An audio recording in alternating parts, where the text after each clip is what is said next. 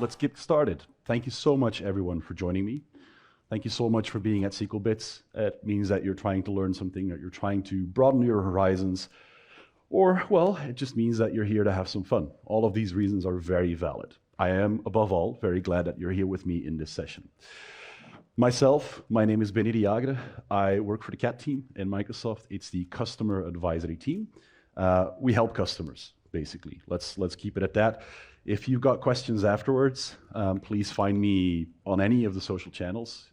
The TLDR there, the short version is, if you can spell my name, you can find me. I basically always use the same thing. The slides, the QR code that I used, that's also on the GitHub, the last one. So if you go to github.com/BennyDeJager, you'll be able to navigate there. Not a fan of pie charts, I'll admit, but that's not the scope of the session today. Today, we're going to be talking about when you're willing to submit sessions to a conference, when you're submitting your sessions, what are some of the things that I think you should consider? It's mostly emphasizing on what you can do, not what you have to do, but what you can do. It is not just about the abstract. I have no idea why the animations are flipped, but I'll just wing it. It's not about the abstract. An abstract alone helps a lot. Session abstract is the piece of text that you write explaining what the session is. I've done a session about that last year at SQL Bits. It's online. You can catch up on that one. That's where I go through all of the details of what the abstract is. There's a few things beyond that that I feel that can help you skew the odds a little bit in your favor. Mostly it's, just consider what I'm saying and think about these things. A bit of food for thought, but it is not the absolute truth. It is my take on what I've seen with conferences. To give you a little bit of an idea, I've been running conferences for about 8 years, organizing a conference in Belgium. I've been helping other conferences in Europe review sessions, craft schedules. I've been helping people write abstracts, all of these things. So I've done a few things. I've made decisions for my own on what I think is relevant, but I am also well aware that not everyone thinks the same way. So it's a personal take on these topics. This all started with a lunchtime rant over on Twitter, where I saw something on Twitter, formerly known as Twitter, now it's called X. It triggered me. That happens. And then I started pulling it. I think I ended at like 18 tweets or something. That I distilled into a blog post, and that I now distilled into a session. Because people were asking me, that's a great blog post, but can you do a session about this too? That's how that thing started. Links are in there, you can get the slides, you can follow up on the whole thing if you want to. But what's your why? Why do you want to present?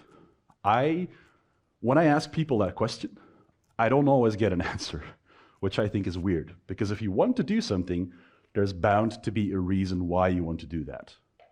What's the why? Why are you doing this thing? For me personally, I like sharing these things. I like sharing the information that I have, but most importantly, I really enjoy it if someone afterwards pings me, said, I really enjoyed your session, I was able to use it there. That's what makes it work for me. That's why I keep doing these things. That's why I keep putting in the time. I really like for you to figure out what's your why. That's something, please do take that away with you. But then, okay, how do you go about identifying opportunities? How do you know where there are conferences where you can submit your sessions? There's a few things. And it's not just about conferences. There are also user groups, internal communities at companies, etc. But at the end of the day, you are responsible for determining the fit. What I mean with fit is, if you're submitting a session, you're a data and AI speaker, you want to talk about Power BI star schemas. If you're submitting your session to an Azure.NET user group, that might not be a good fit. So it's about, what's your session, who is your target audience, what's their target audience? You're responsible for determining that fit and manage those expectations with that. Now, there are a few things where you can find user groups. A lot of the data and AI user groups, they're all on something that's called Meetup, in a community sponsored by Microsoft, by the Azure Data Program, and I think there's a list of 140 user groups across the world. You have leaders there that you can reach out to. The same thing is there for Fabric, the community.fabric.microsoft.com. There's user groups there. And then there are user groups scattered all across. I know, for instance, there are user groups in the neighboring countries that aren't on either of those. They just do their own thing. So trying to figure out in your local area or in the neighboring areas where there are user groups that you can help getting your session ready. It's good to do the session a few times before you're going over to conferences. I also know people that only present at user groups. That's perfectly fine. That's whatever their choice is. Now, for finding conferences, there's a website called Call for Data Speakers. It's a web page, essentially, that lists call for speakers, initiatives that have been submitted by people from the community. You get the overview of everything that's in there. It is genuinely very helpful. There's a Facebook group, there's a LinkedIn group, and then on Sessionize, a platform for call for speakers, there's something called Discover Events. And I will say, I was very skeptical about that, but I've seen some interesting data that's made me realize that my opinion was completely off. So you're never too young or never too old to learn. So about that session, yeah, I was warned about the jets taking off here. It is not about the abstract, just about the abstract. It is still important, but there's a few things around that. In a typical call for speakers, or call for proposals, call for papers, whatever it's called, you'll find two things. Information about the session, information about the speaker. I think both of those are super relevant. If you put in a really good session abstract, but I have no idea, I'm not telling you who I am, I cannot assume that the speaker will know who I am and actually be able to determine if I'm a good fit. So all of these fields are actually really, really important. Even when they're considered as optional, please fill these in if you think it's necessary, they are still relevant. Some people choose not to fill them in. Some people choose to fill in all of the things. At the end of the day, it means that if you're giving more information, if you're giving enough information to an organizer to determine the fit, you're helping them assess whether you can be a good fit for the schedule for the audience. That's basically the reality. As I said before, do the research. What's the conference you're submitting to? A lot of these events, a lot of these conferences, they make information available about prior events. They've got links of sessions, links to schedules, videos about all those prior events. Take a look at those and see, well, okay, what kind of thing is this? Is this the kind of thing that I want to do? If you're someone that wants to do very, let's say, lighthearted sessions, maybe that academic conference is not going to be the right one where you're coming up with a slide deck filled with memes and jokes and GIFs. That might just be the things. Well, ask me how I know. They also share information about the target audience. Who are the types of people we're expecting here? Are they going to be data practitioners, people that work with the actual technology, or is this a CDO, CIO, CEO conference? That's going to determine a lot what type of sessions they're looking for. And then, well, what are your own expectations? What are their expectations? If it's a 60-minute session and you're coming in with a 75-minute session, there's some room in between that's not going to work. But above all, try to be clear. Try to be concise. Try to make it clear what you're going to talk about. That abstract bit that I mentioned before, that's the key tool that you have to make sure that your message comes across.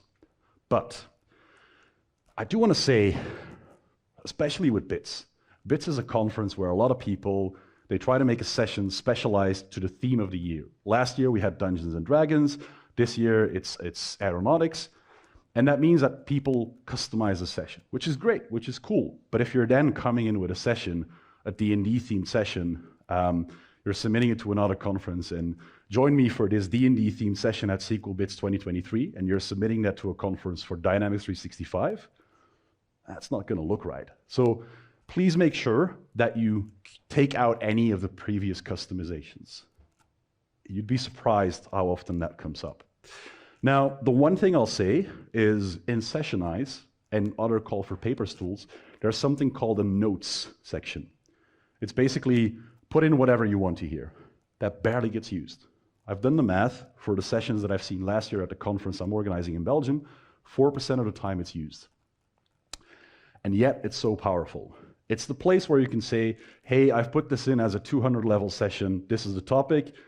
If you need it, I can add these things to make it a 300 or 400 more complex. If you want it to be less complex, I can adapt where needed. That is genuinely helpful. Because at the end of the day, if we think as an organizer that it's just a 200 session, and we really need that 400 session, it helps for us to know. But if we don't know, we're not going to be able to make that change. The clearer you are about those intentions, the less room for confusion you'll leave. That's basically it. So try to be as clear as possible, especially with that abstract. If it's a 2-sentence thing, I personally cannot understand what you're going to try to explain in that session. Now, let's look at the bigger picture. Most of the people, especially people that are starting out fresh, they've got one session, which I understand. Creating one session is hard. I want you to create 2 sessions. That's even harder. Why am I telling you that? It is because we get a lot of sessions in these conferences, and you need to stand out a bit. You want to make sure that you've got a diverse range of topics and submissions you enter. That means different topics, different levels, different session lengths if it's applicable to that conference. It is really hard to stand out in these things. I've got some things to show you afterwards. Especially if you want to submit something on the what's hype, what's cool, what's new, what's shiny. Practical example, our call for speakers for the conference ended last year at the end of May. Something got announced at Microsoft Build on May 23rd, and we got bombed with introduction to Microsoft Fabric submissions. I did the math, we got 40 of those sessions, but we can only pick one. So diversify the topics, hedge your bets, essentially. How will you stand out? That's the question that I really have for you. Now, I will say that in the event that an event makes the submissions public, check it out.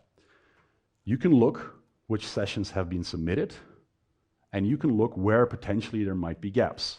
And just because you see a big name in there doesn't mean that your submission isn't valid. Please do submit your sessions, even if you see a name on there like Brent Ozar, like Phil Seamark, like Adam Saxton, put it in. You never know what's going to happen. Because a lot of the events these days, they're actively prioritizing new speakers. I've seen events that said no to those kind of folks to pick a new speaker. So please put in those sessions. Now, I'm going to show it to you through a browser. It's going to be more interesting, more entertaining. So essentially, yes, this is an example of the conference I run, but it helps you look at what I mean. It means that if you scroll all the way down, I'll zoom in a bit, you get the overview of every single session that's been submitted. You can browse through, you can see, okay, what's been put in. You can see which are you can see which are all the sessions that have been put in. Now you can decide, okay, is what I'm going to put in, is that already there or not? Not all of the events do that. I'm trying to advocate for everyone to do it, but it's not yet there. So that is something that I really want you to keep in mind if it's available. Now, when I talked about those statistics, well, there's a few things we want to keep in mind here. This is the overview of last year of the topic, the session level. That means that typically an event tries to look for a well-balanced split where the spectrum is 100. You want to get at least about 15% of new 100 sessions, a couple of deep dive gory tech sessions, and then the brunt of the session sits somewhere at 300. But if you look at, yes, it's a donut chart, I know, if you look at it, the majority of the sessions, more than half of the sessions gets put in as a 100 and 200 level session. So the ones that conferences really look for are actually in that remaining half here. But I do know it's complicated. Especially if you're coming in as a new speaker, someone that's not been doing it for a long time, immediately saying, I'm going to do a 400 expert deep dive, it's daunting. I know. But in the spirit of hedging your bets, that's where I do feel that you can increase those odds. Now, there was another one. Yes, this one. I really like this bar chart. It's the topics. Does anyone want to venture a guess on what the big red bar is here for a data and AI conference? Fabric? No, sorry. AI? No, sorry. No, definitely not Copilot. It's Power BI. So out of the 594 sessions, 186 of them were tagged as Power BI sessions. So if you're coming in with a Power BI session, competition is going to be rough. Fabric, competition is going to be rough. That's the reality. There's a lot of people coming in. They want to talk about these things, but there's a lot of people there. How will you stand out?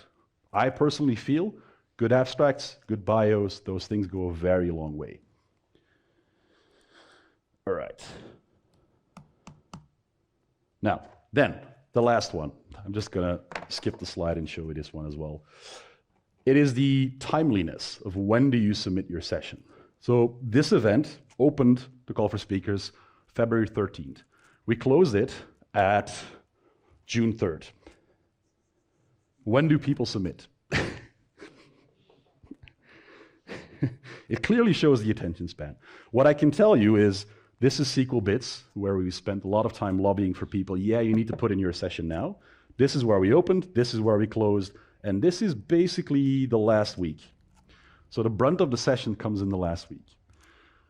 This is why it's a bad idea. We try to read abstracts so that we know what's in there. Because if we're going to craft a schedule, we need to know which sessions are in there. If you're coming in hot in the last 2 days, thank you, it's really hard to assess and know what's in there. Ideally, you're somewhere in the last 3 weeks. That's when, well, that's for me, that's when my attention span is best. Early in the beginning, it's good, but last 3 weeks is typically where you're really good. Last 48 hours, sure, but so much is coming in that you might not be that fresh in memory. All right. Now, last thing, get help. I mean that.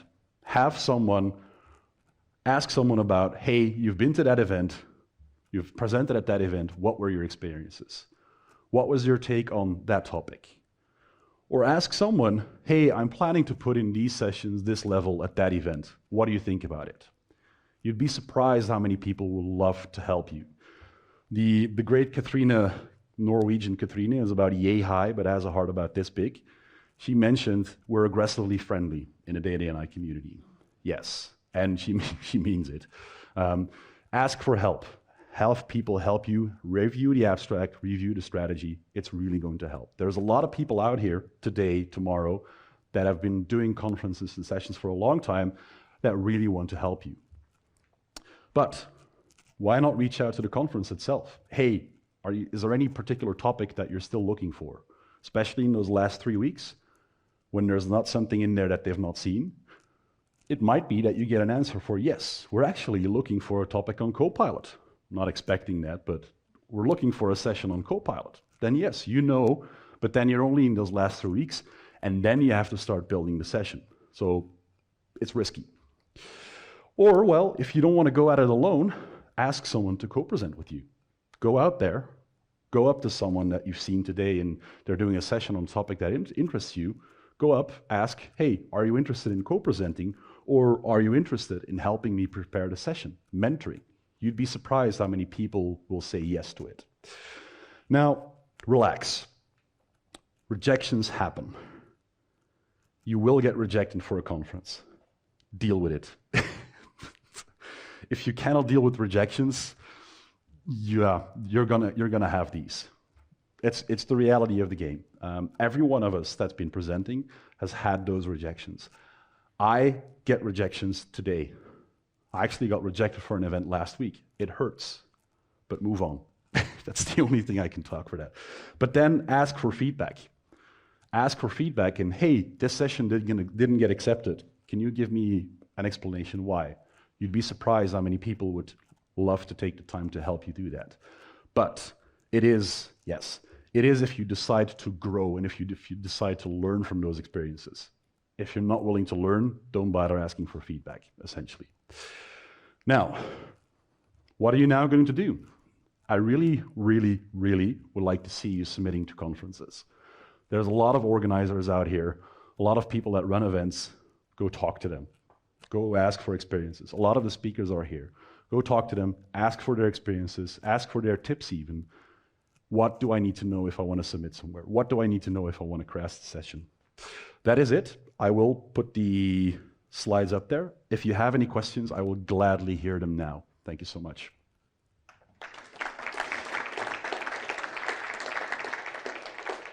Any questions? How do you know what level your session is? How do you know what level your session is? That is very hard. It is so subjective. It is so subjective.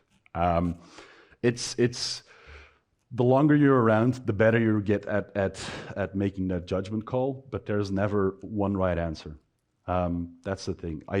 It's typically it's one of those things that you'll get back from an organizer is you've put that in as a 200 session, but it's way too complex. Or the other way around, where you put that in as a 400 session, but you're talking about the basics of SQL Server or the basics of querying SQL Server. It's hard. I know. Yeah. I, I think there was a question there. Yes, sorry. Go ahead. You mentioned that notes. I mentioned that only 4% uses the notes. How many you actually get picked? I've not run the math on that, but the percent is a lot higher than 4. I'm willing to venture a guess that it's going to be 60 or above. Yeah, yeah. Typically, when they're doing notes, that means their abstract was also good. It's a correlation that I'm making there. Yeah. Yes, go ahead, please. How do you actually, this level stuff, how do you apply it when you do, for example, sessions in soft skills? We're doing hard questions here. Especially when non-tech sessions are there, how do you apply those levels? I mean, it's even harder than the question Bart asked. It's especially for soft skills. I don't like soft skills, by the way. Interpersonal skills. 200-300 is typically what I put them at. Unless you go like deep into some neurochemistry, if it's that advanced, I go up. But yeah, that's the thing. We're at time. Please fill in the feedback. This is the first time I'm doing this session. I'd love to know where I can improve, and I'd love to hear your feedback about it. Enjoy the day, enjoy the rest of bits, and then have fun.